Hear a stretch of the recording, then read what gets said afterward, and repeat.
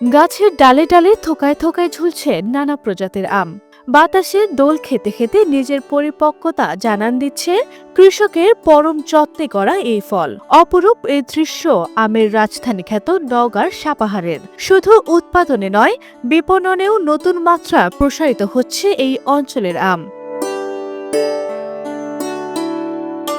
বাংলাদেশের অন্যতম চাহিদা সম্পন্ন এই আম যাতে নিরাপদে খাদ্য হিসাবে ভোক্তার হাতে পৌঁছায়, সেজন্য কাজ করছেন স্থানীয় গণমাধ্যম কর্মী ও উদ্যোক্তা মাহফুজ ফারুক। অনলাইনের মাধ্যমে নিরাপদ আম বিপণনে সামাজিক যোগাযোগ মাধ্যমে দারুণ সাড়া ফেলেছেন তিনি।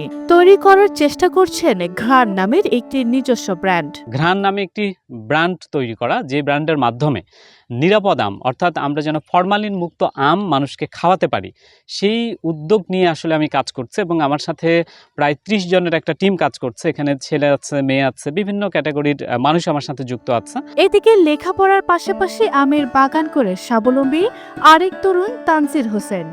আম বিক্রি করছেন অনলাইনে। লেখাপড়া শেষ করেও চাকরির পেছনে ছোটার ইচ্ছে নেই তার।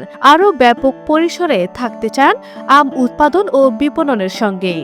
আমি বিগত কয়েক বছর যাবতই এই আমের সঙ্গে সম্পৃক্ত আছি। আমি অনলাইনে আম সেল করি। আমি আরও 2-4 জন আমার সহযোগীকে একদম এই আমের সাথে সম্পৃক্ত করাতে দেখতেছি যে তাদেরও কর্মসংস্থান হচ্ছে।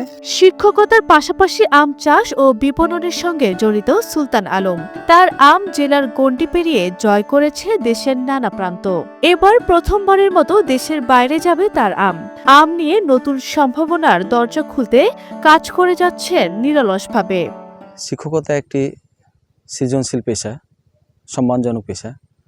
ঠিক তেমনি এই ফলবান বৃক্ষ, বিশেষ করে আমাদের এই এলাকার আম চাষ পদ্ধতি, এটিও আমার কাছে একটি সৃজনশীল কাজ বলে মনে হয়েছে। তাই আমি এই সৃজনশীলতা থেকে উদ্বুদ্ধ হয়ে আজকে অল্প পরিসরে ছিল আমার প্রথমে, তারপর আমি একটু বাড়িয়েছি।